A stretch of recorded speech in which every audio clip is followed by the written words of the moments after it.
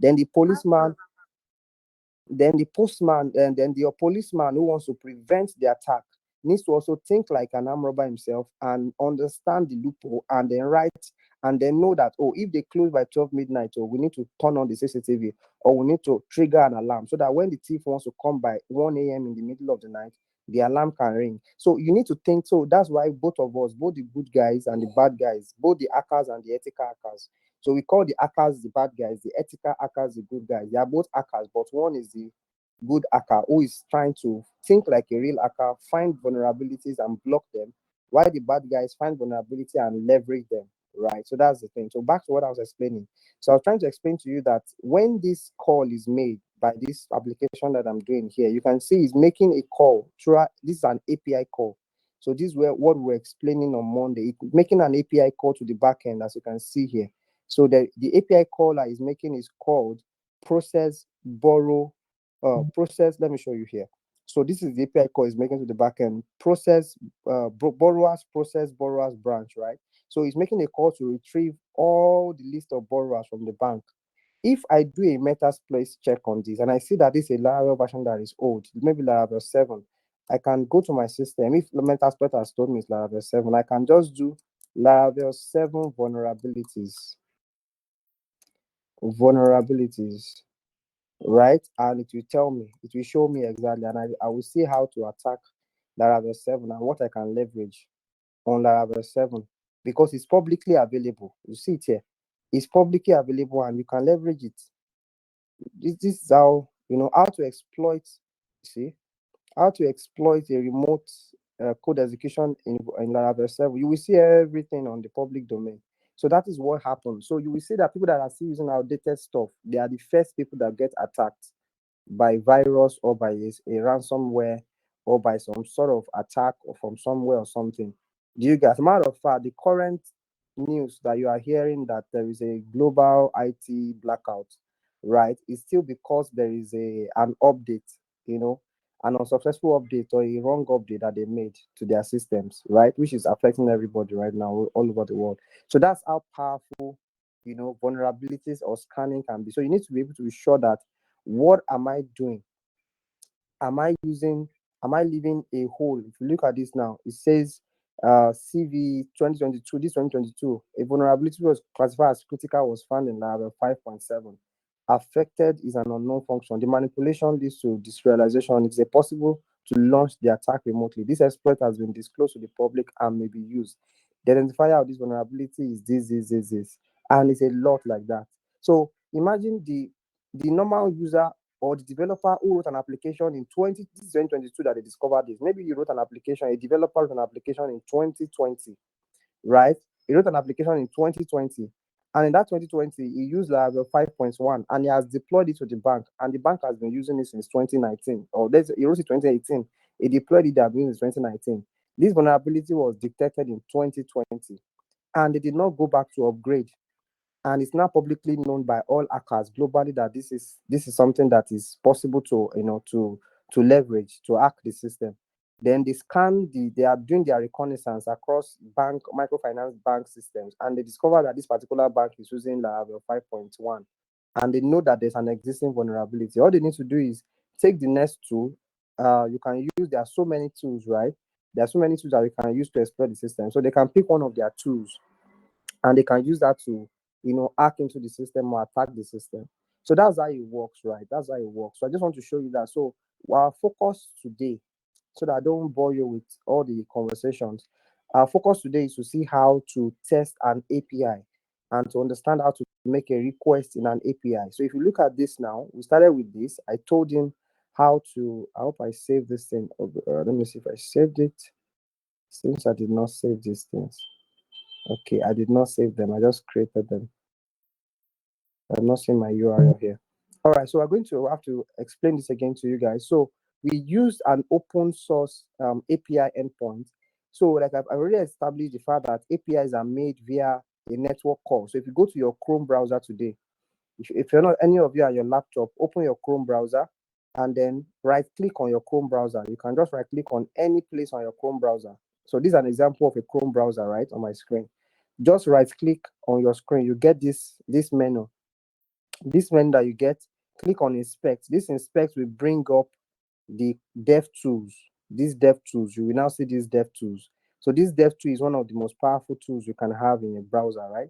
So once you bring it up, you can then see options at the top. You will see console, performance, element, recorder, sources. If you click on this double arrow here, you get more options. But the most important one we are looking at here today is network. Network is where you see all the communication that is happening between the website you are visiting and the API calls that is making to the backend. And like I said, once you can study that API, those API Please, that last line again. Please, that last line again. What you just said now, please. I'm sorry. so I said you should open your browser, right click on your browser, click on inspect, and click on inspect. You get these dev tools, then click on network. If you can't find network on the already existing ones like console performance, if you can't find network, click on the double arrow. It will list another set of options for you. Network should be among them. So open your network tab. Once you open your network tab, you will now be able to see the list of API calls that is being made. As you can see here, even Google is making an API call. As you can see here, if you go to headers, you will see the API call that Google, or my own Google now, you can see it's making a call to API, and it's making a call to Google's website to list the account. It wants to see whether somebody has an already existing account here, which of course is me. So it's trying to use that to get the list of existing accounts and then return. Let me see the response for that. So you go to response, you can see it's getting my information. So this is the response from the backend saying that there is a Google account, which is me, Okoyemi Emmanuel. This is my email. This is my profile picture. And these are other information that they want to use about me, right? This is another account I have. So it's retrieving all my accounts. This is another account, right? That is how API call works. This is another account, ITskillsCenter email. So Google is making an API call to their own system. So if I do a Metasploit scanning now on this URL, on this base URL, accounts.google.com, Metasploit will tell me the operating system that this server is running on. It will tell me if there are any vulnerabilities, any known vulnerabilities that I can exploit to hack this Google's account or this Google server, and all of that and all of that. So that's why I'm teaching you first. The first thing is to understand how API calls work and how to make those API calls. So we're going to narrow down now, and I'm going to teach you how to make API calls, which is the focus for tonight. So have all of you downloaded the Postman now? Have you downloaded Postman? What's his name now? Subdin and Samuel and Priest. Yes, I've downloaded it, sir. Yeah. Okay, if it's installed, just install it quickly. If it's installed, it should be on the screen like my own, just similar to what I'm seeing on my screen. Samuel, have you downloaded Postman and Prince Will? Download. I'm still trying to download it. Sorry.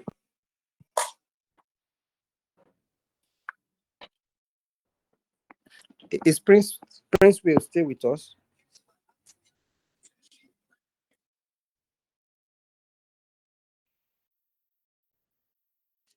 Hello, Prince Will, are you there? Okay, seems Prince Will cannot talk. All right, so let's move on. So while you are downloading, if you downloaded already, install it. If you have not, just watch my screen and see what I'm doing. So what I'm going to do is to show you how to make an API call. There are different type of API calls that applications make to the backend, and we call those type of API calls methods, right? And you can see a list of those methods when I click on this arrow here. Can you see where my cursor is on my screen? When you click on that arrow, you will see the list of different type of API calls that can be made. The first method is called get, a get method. The second one is called the post method. The third one is called the put method. The fourth one is called the patch, delete, add an option. I will explain to you the different what they do. So anytime an application wants to fetch information from the backend, it wants to retrieve information from the database, it usually uses a get method most of the times. There are exceptions, but most of the time, when an application wants to retrieve information from the database, from the backend, the type of API calls that it makes is called the get method. Then, if that application wants to save information. So let's, for instance, when I clicked on the view borrowers, remember I showed you the view borrowers here. Let me go back to that place. So look at this place that I went to. I told you about this page and I showed you the call that is making. Look at it. If you come to this place and you go to, let me see, which one can I show you now? Let me even go to this Google that I show you. I think it's a get method. Let me show you from here. Network. Okay, this is also a post method. This is a post method. As you can see here, this is a post method. I'm trying to get. So when, okay, let me explain so that you get the difference and you see how they work. So get method is the first one, is used in retrieving information from the backend. Post method is another method that is being used in getting is in being saving information. So anytime the system wants to save or pass information to the backend, right? Anytime it wants to pass information from the front end to the backend, a post method is used. Anytime it wants to retrieve information from the backend, it uses a get method. So get that correctly. Anytime it wants to retrieve, it uses get. Anytime it wants to pass information to the backend. So for instance, when you want to save an application form, or when you want to create a new record, you use a post method. Anytime you want to fetch existing record back, you want to display the list of existing record, you use a get method.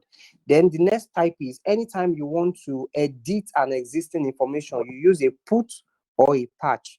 So a put and a patch, they are similar in their behavior or even almost used interchangeably. They do the same thing, is to edit or to update records in the database. So anytime you want to, so an existing record already is available, you want to say, let's say for instance, a user record has been created and you want to update it. A put is the type of method, or a patch is what they use. Then delete, of course, anytime you want to delete a record from database, you will use what we call a delete, right? I will leave the head and the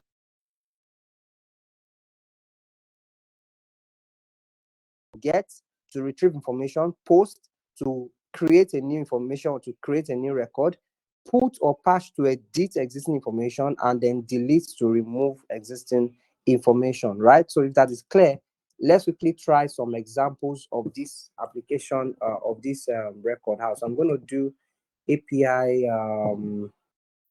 There was an API site we were using the other time. Let me just quickly go to one of them. I'm trying to remember the one we were using together with Lewis. Just give me a second.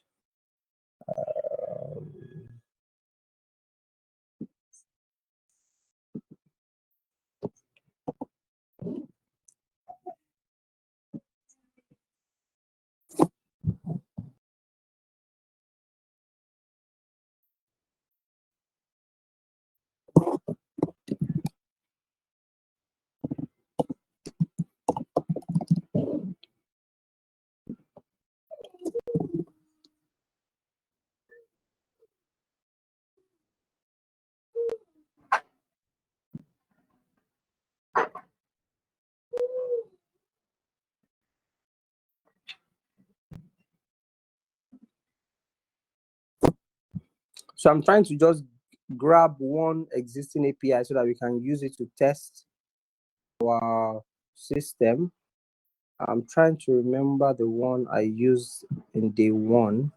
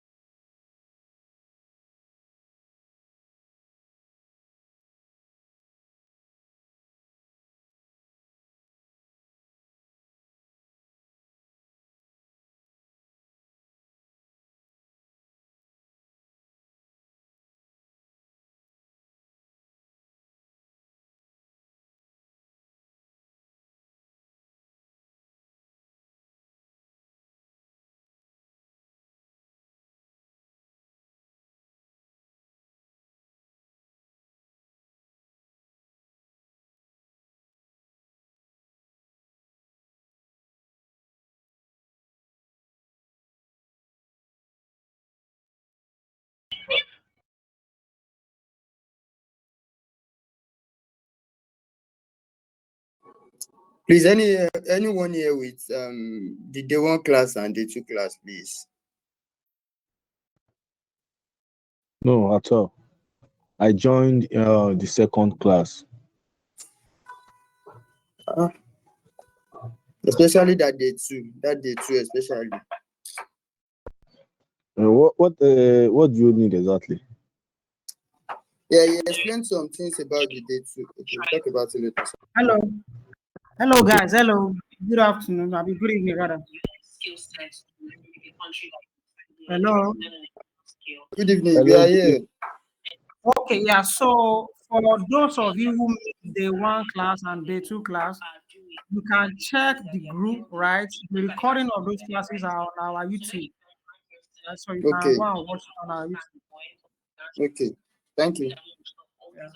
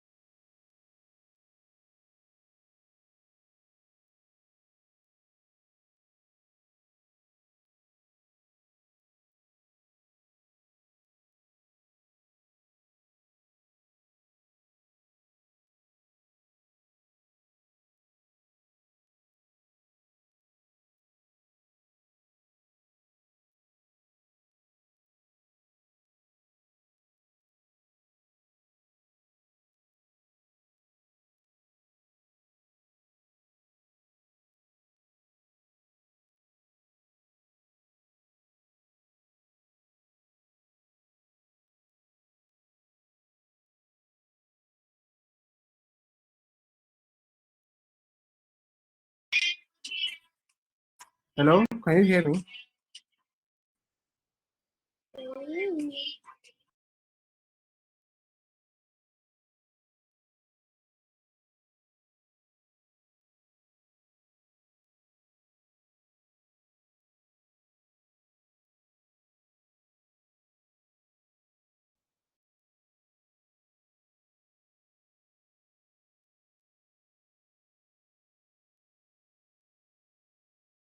Hello. Yes, we can hear you. We can hear you.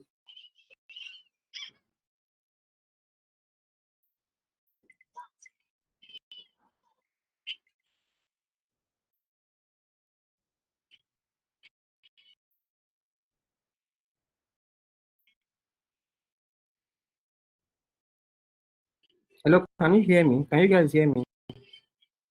Yes, we can hear you now. We can hear you now. Yes, I can hear you. We are here. Hello. Yes, we can hear you. I can hear you. I can speak for myself. I can hear you. I don't know. Hello. Can you guys hear me? I can hear you. Can you hear me too? Hello. Yes, we are here. We can hear you.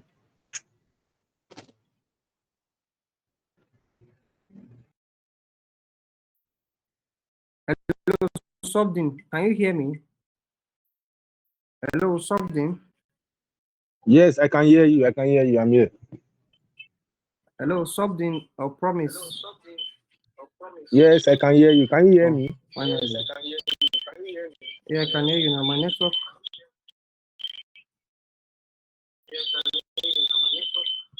Okay. All right. Confirm you can see my screen, right? Can you Yes, confirm yes. you can see my screen? Okay, thank you. My network was misbehaving. All right, so let's continue. So this is the API sample we'll be using for test now. So you can go there. I'm going to drop this link also for you so that you can practice with it after you have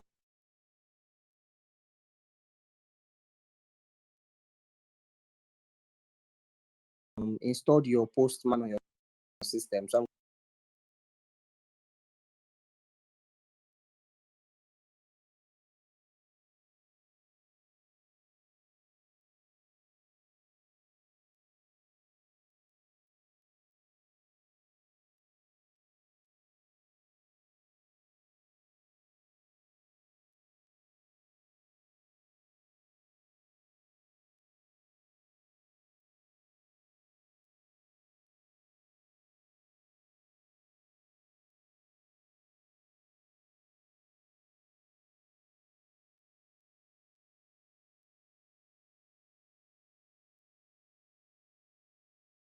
going to drop it in the chat box. Let me quickly drop a Google site like this, for instance. Please, can you confirm you can see my screen so that I'm sure we're seeing the same thing? So if you can see my screen here, can you see my screen? Hello, guys. Can you see my screen? Can you see my screen? Hello, can you see my screen?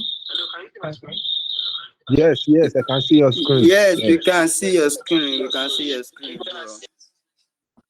Okay, can you confirm what you can see? Can you see my network tab? Can you see my Google screen, my network tab? Is that what you are seeing currently? Yes. Yes, the elements. Okay, that's great. The elements, good. Okay, that's fine. So if you go to the network of Google, for instance, google.com, which I'm going to launch now, I'm going to go to google.com, right? I can even go to Facebook or any of those sites. So you will see how they are making API calls. So if I go to google.com and I go to the inspect element here, you will see that it's making API calls, as you can see here. The first one, if you go to network, always make sure you are on network to see the network packet. So if you scroll up, you will see search. You can see search here, right? And the request method is get, and the status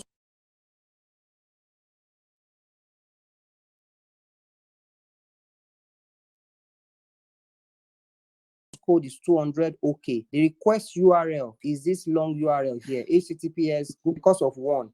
For any API call to be made, the first thing you need is the request URL. You need to know the request URL, and in the request URL, you need to know the base URL site that is holding or hosting the backend server, right? So, for instance, Google has their base URL as https slash example here. It's placeholder is at the top here.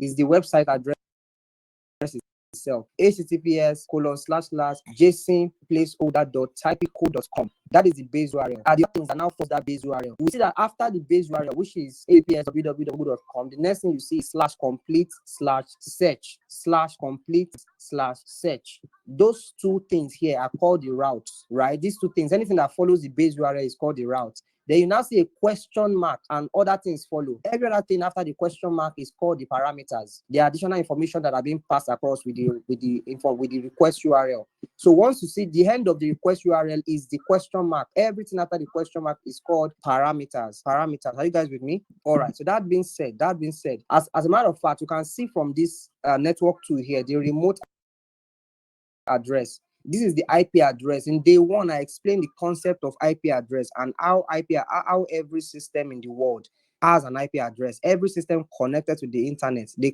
actually communicate via IP address. IP address is like their house address number, right? So if you remember on your street today, your house address can be number 1, Adekoya Estate, number 5, Harmony Drive, something like that. That number 5 is your house address. The same thing, every system connected to the internet has what we call the IP address, which uniquely identifies them so that other systems can talk to them, right? So that is the IP address of this Google server here. And all this information I'm showing you is so that as a cybersecurity person or as an hacker or ethical hacker, you need to know all of this information before you can carry out a surveillance or reconnaissance. Because when you want to use Metasploit, you will need to know the IP address of the remote server or the domain name. This is the domain name here, the base URL I mentioned earlier. If you want to carry out scanning, like in the real world, if an armed robber wants to go and scan or spy on a bank to know their vulnerabilities or their loophole, he needs to know the address, the location of the bank, and drive there physically, right? The same thing, if you don't know the domain name of the system you want to scan or the IP address of the system you want to scan, you cannot scan it. So that's why I'm showing you all of this. So you need to know the IP address of the system you want to scan. You need to know the domain name. You need to know the routes that are available on that domain name. This is a route here. There are more routes. If I go to this next one, as you can see there's another route here. If you go to the next one, there's another route. This is another server completely. This one is IP address 142.250.200.106. And this port here, this colon 443 is called a port number, which is very important because ports are powerful. Ports are like doors in a system. Just the way, if, like I told you about, I always go back to a bank example, right? A bank, usually bank, we have a central door in front. That door in front, we have what we call a security door where everybody goes through. And that door is the main entrance for every normal customer. They must go through this door that revolve, those revolving doors that, you know, are bulletproof and all of that. But they have another door at the back that the people that want to come and give them money, they are police guys or they are bullion vans, will drive through a gate, usually on the right-hand side or left-hand side, drive through a gate, go to the back. There's a back door that they can enter through, right? So if an armed robber usually wants to come in, they won't come in through the customer's door. They can pretend. I've seen movies where they pretend like they will attack the bullion van on the road, wear the clothes of the drivers, driving into the back door and, you know, come into the back door, because those ones are usually less secured as the ones, the revolving doors in front, and they are not bulletproof. So the same thing in a system, there are different ports that are open for access to the system or to the server. There is a port called a port number called 443. That 443 is the port for SSL. That is where the security certificates are actually installed on, right? There is a port 80. Port 80 is the port that your normal website, www.something, runs on. Is usually not secure. So there's a port 80, there is a port 443, there are other ports, port 320, there's a port 8990, there's a port for database access, there's a port for FTP access. I don't know if I'm going too advanced now. Are you getting what I'm saying before I lose you? Yes, we are with you, bros. You are not going to advance. Okay.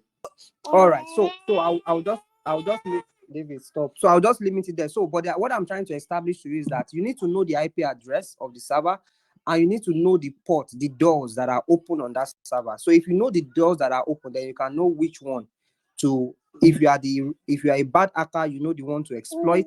If you are the good hacker, you know the ones to, you know, to protect and to block and to write a script that will protect the system, you know, again. So that's the port. So this port is anything after the colon, after the IP address is the port. So you see the IP address, you see a colon, and then you see a port number, right?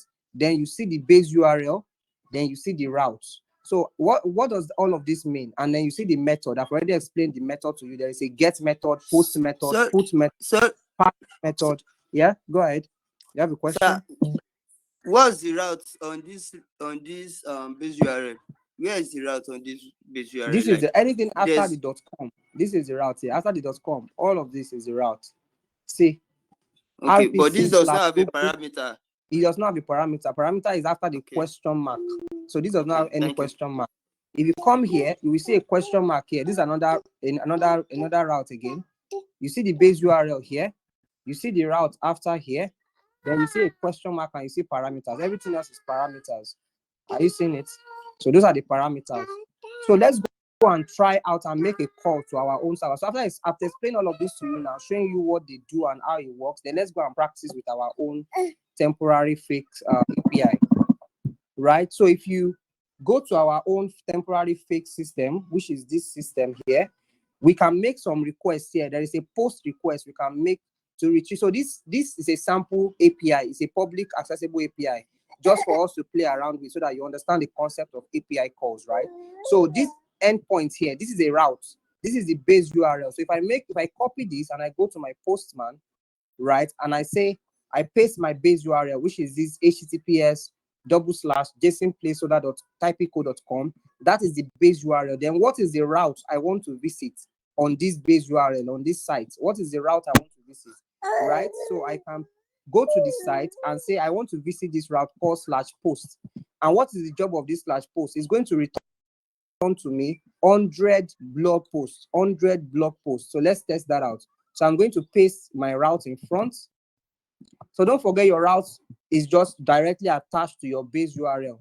Don't let it have double slash. It's not double slash like this, please. It's one single slash. So if you are copying, don't copy two slashes, one slash. So the base URL comes first, followed by the route. right? So once you have this, I will explain all of these other things. This is parameter, like I told you, the one with the question mark is parameter. If I put a question mark 3 here now, as you can see, if I put another parameter here, if I say this is so let's say the parameter is first name. Let's say the parameter is first name and the value is Okwe, for instance. You can see it puts a question mark, the key of the parameter and the value of the parameter, but we're not doing parameter for now. Let's just make a call to this base URL and this thing. So when I click a send here, when I click on send, see what happens. It's going to make a call and it's going to list to me 100 blog posts from this. It's going to list for me 100 blog posts. Are you guys with me? Can you see my screen? Can you see the results of this, my call? You see user ID 1, ID 2, and body. You see user ID 1, ID 2, title, body, and all of that. Can you see it's about 100 of them? Is a lot of response from this API call. So that is how API call works. You see the status here as 200. You see the time it took for it to return a response. You see the size of the response that it gave, right?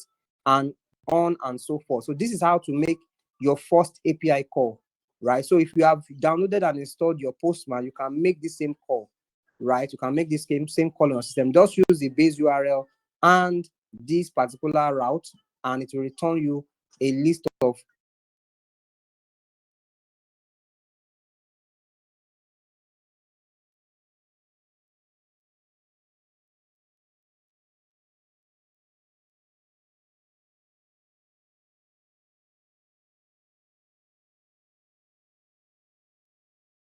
hundred blog posts. Let's try another call. So that is how you make your first guess.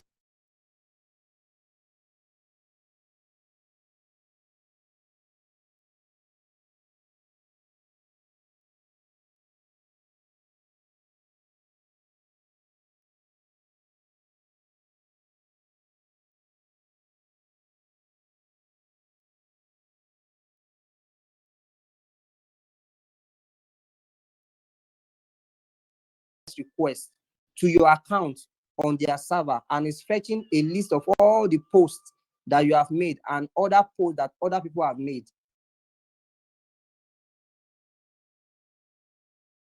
That is what it's doing, right? And that's what I'm trying to explain to you. So you need first, before you can know how to do scanning, and before you can see the vulnerabilities, and before you can either prevent it or exploit it. As you can see here,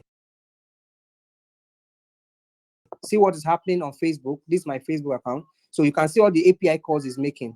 You see all the API calls is making the backend. So it's loading, making some calls here. GraphQL. I'm looking for where it's actually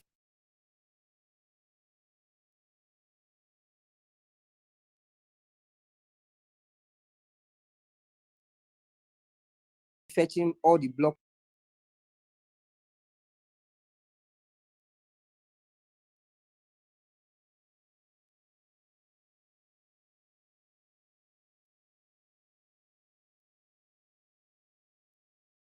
posts. Let's see if this is it. Bootleg. Let me see. Points. Let's go here. This is the payload here. I'll find where all those information are coming from now. Let's see. Let's go up. It's a lot of endpoints that Facebook is doing because there are a lot of posts happening there. So you see the route, virtual modules, translations, all of these things here, like more previous item, all of these things that are being used on the page is being called from the backend. Let me keep going. I want to see where we can find exactly the information that is coming. GraphQL, translation, GraphQL, process keys, messages.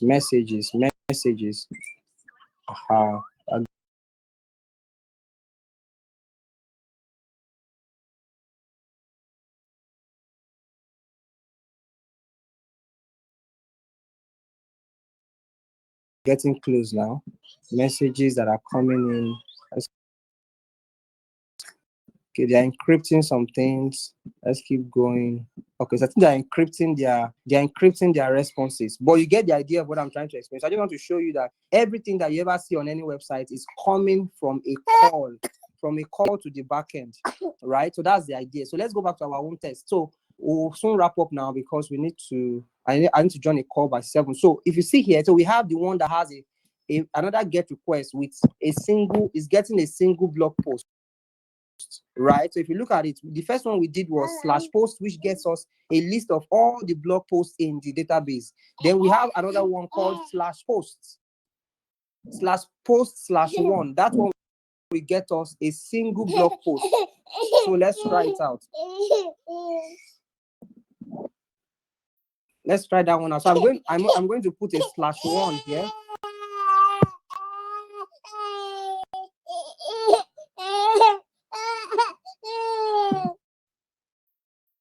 So I'm going to put a /1.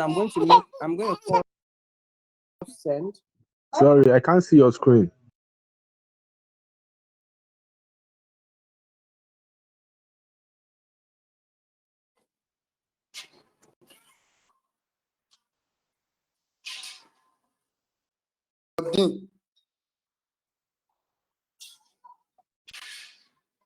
Submit. Can you see it? No, I can't see it. Me?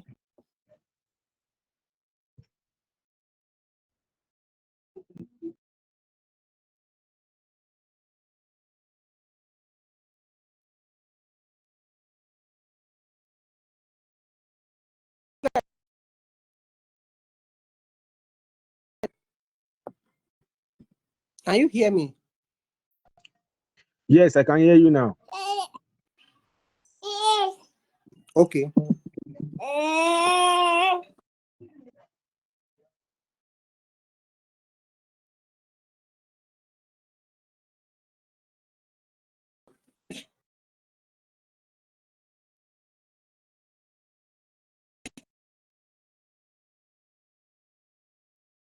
you see my screen now?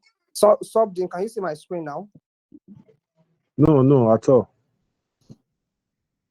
Okay, I think my network is poor.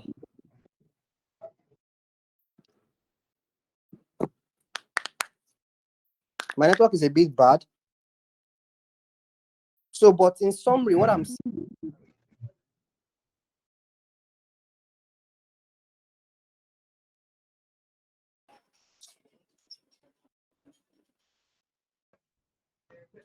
I think the network is poor.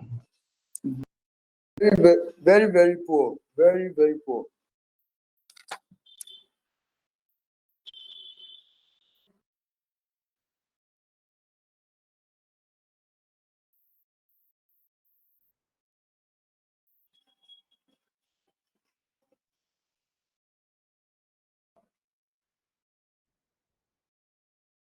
saying in summary is this, right? So you need to make these calls to the backend using the sample here. Just place the base URL on your postman, right? Make sure you have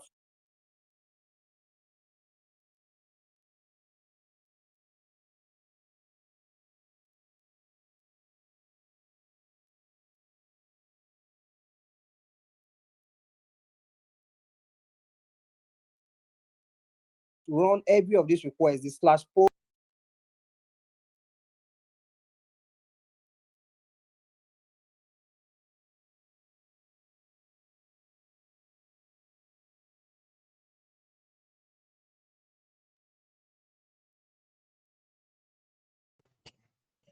Sorry, sir, your line is breaking up, so we can't hear you.